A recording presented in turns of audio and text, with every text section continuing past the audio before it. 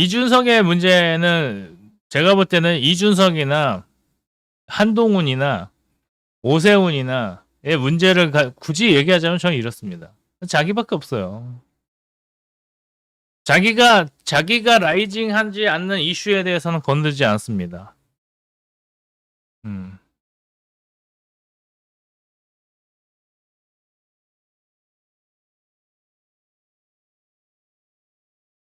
그래서 저는 지금까지의 어떤 스탠스로 봤을 때는 좀 잘한다고 봐요.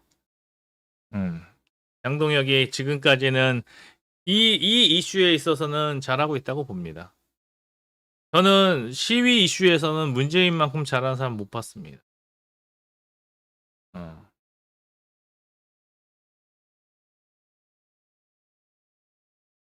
맞아요.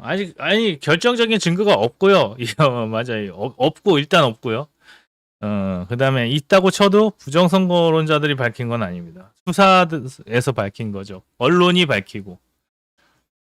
지금도 보십시오. 지금도 이재명이 집을 팔 거냐 말 거냐를 가지고 누군가가 밝힌 게 아니고 이재명이 팔고 나서 팩트를 가지고 언론이 밝힌 겁니다. 그것도 보수 언론이 밝힌 게 아니야. 내가 분명히 얘기했어. 이재명 거 집 팔면은 한번 등기부등본 제일 먼저 떼보라고. 근데 결국에는 좌파 언론에서 먼저 나왔습니다. 감각이 없는 거예요, 우파 언론은. TV조선은 뭐하고 조선일보, 동아일보, 중앙일보 모았습니다. 아무것도 안 해. 이제 와가지고 다 엎질러진 물 가지고 얘기하는 거고.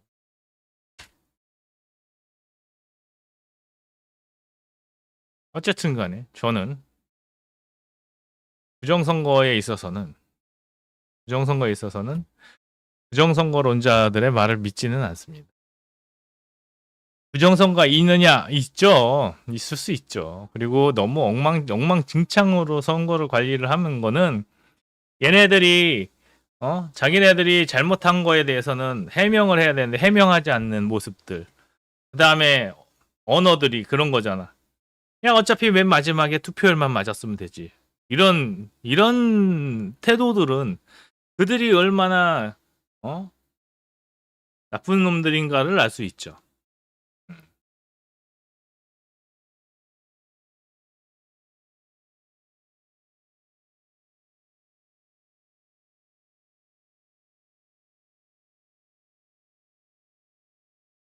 그러니까 저는 민주당이 어떻게 망할 거냐에 대해서 IQD님하고 똑같습니다. 민주당이 망할 겁니다. 민주당 안에서 망해요. 그러니까 악한 자가 망하는 거는요. 정의로운 자가 악한 자를 이겨서 망하는 게 아닙니다.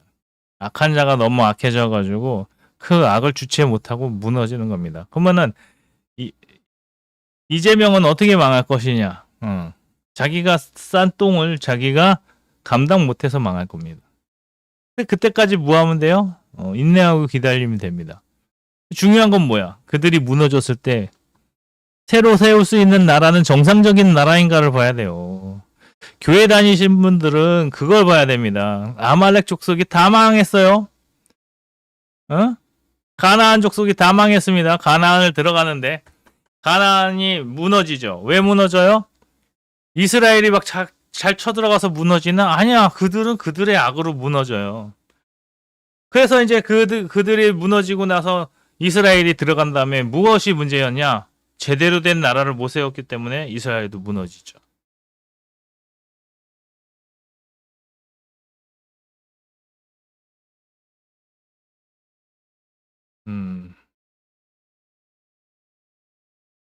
박근혜 정권도 잘못한 게 많죠.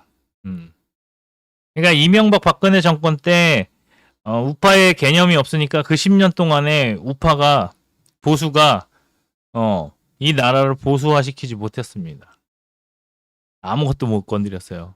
그래놓고는 다시 탄핵이 되고 문재인한테 넘기니까 문재인은 더 좌측으로 간 겁니다. 저는 되게 답답한 게 뭐냐면은 자 김영삼, 김대중, 노무현을 거치면서 우리나라가 엄청나게 좌클릭을 했습니다. 우리나라 자체가 교육부터 시작해서 모든 것들이 다 좌클릭이 됐어요. 신나게 좌클릭이 됐습니다. 그리고 나서 어떻게 됐어요? 하나도 회복을 못했습니다. 어떤 독자분이 저한테 문자를 주셨는데 뭐라고 주셨냐면은 우리나라는 개화를 한 나라 세력과 개화를 하지 못한 세력의 싸움이다라고 하는데 저는 그게 맞는 것 같아요. 근대화가 된 세력과 근대화가 되지 못한 세력이죠. 근대화가 되지 못한 세력들은 뭐 하는 거예요? 당파 싸움 하는 겁니다.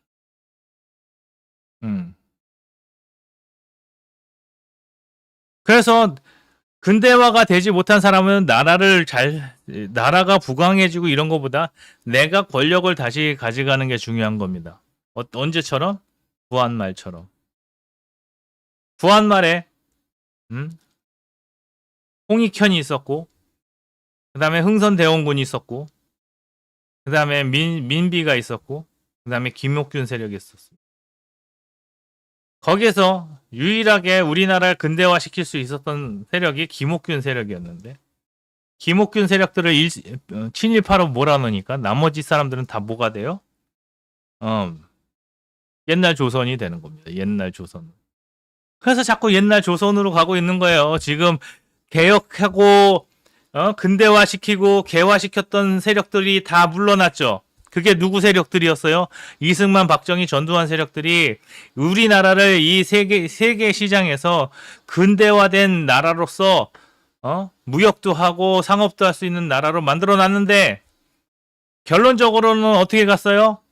그 수국 꼴통 세력들이 조선으로 다시 돌아가고 싶어하는 그 미친 유교 경전을 갖고 있는 새끼들이 뭐해? 선이라는 정의를 앞세워 가지고 나라를 다시 조선으로 만들고 있는 겁니다.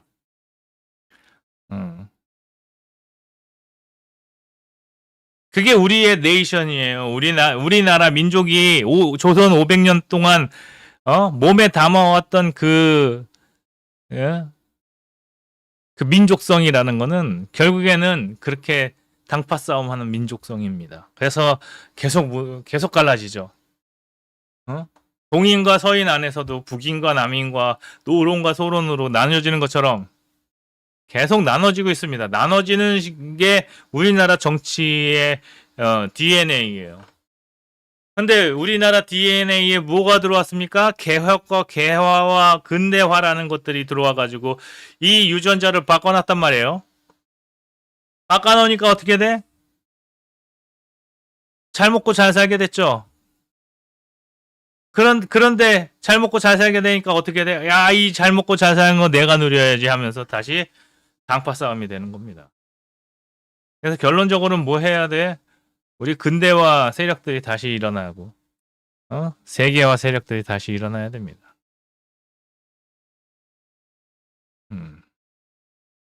그런 부분에 있어서 저는 지금 오늘 모든 것을 관통하는 게 뭐냐? 오늘 관통하는 모든 주제는 다 제가 볼 때는 제가 볼 때는 개화 사상입니다. 개화 사상. 우리나라는 개화가 더 돼야 돼. 근대화가 더 돼야 된다고. 그 근대화의 핵심은 뭡니까? 근대화의 핵심은 조선에서는 나라님의 땅이었는데 근대화가 되면서 개인의 땅이 되기 시작했습니다. 그래서 이승만의 토지개혁은 굉장히 중요한 겁니다. 개인에게 무엇을 갖게 만들어줬어요? 사유재산을 갖도록 만들어줬잖아요. 토지개혁을 통해서. 북한은 토지개혁을 통해서 모든 땅이 다 인민의 땅이 됐지만 대한민국은 토지개혁을 통해서 개인의 땅이 됐다고요. 개인의 사유재산이 된 겁니다. 거기에서 출발을 해야 돼요. 이승만이 가장 위대한 건 뭐냐? 개인에게 사유재산을 나눠줬다. 거기에서 근대화의 시작이 이루어진 거다. 그러면은 박정희는 어떻게 했냐? 그 사유재산이 더 크도록 만들어줬다.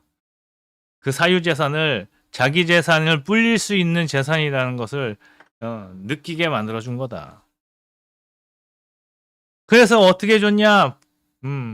부동산도 어떻게 돼야 되냐? 내가 능력이 되면 부동산 많이 모아오는 게 핵심입니다.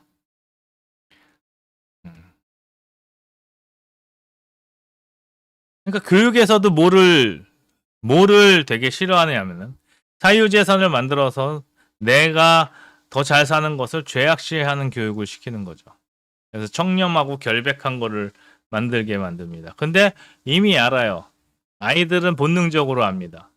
아, 엄마가 용돈을 많이 주셔야 내가 사 먹을 게 많구나. 우리 집이 잘 살아야 내가 누릴 수 있는 게 많구나. 이미 다 잘 알아요. 야, 쟤네 집은 부모가 잘 사니까 저런 걸 누리는구나. 나는 부모가 못 사니까 이렇게 되는구나. 다 안다고. 그러면은 나는 어떤 사람이 되고 싶으냐? 내가 누릴 게 많은 사람이 되고 싶죠. 이미 본능적으로는 다 깨달아요. 근데 학교 교육은 뭐라 그래요? 그건 선이 아니야. 그 욕심대로 사는 건 선이 아니야. 선이 아니야. 선이 아니야. 왜 그거를 왜 느끼느냐? 그들은 잘 살아서 그래요.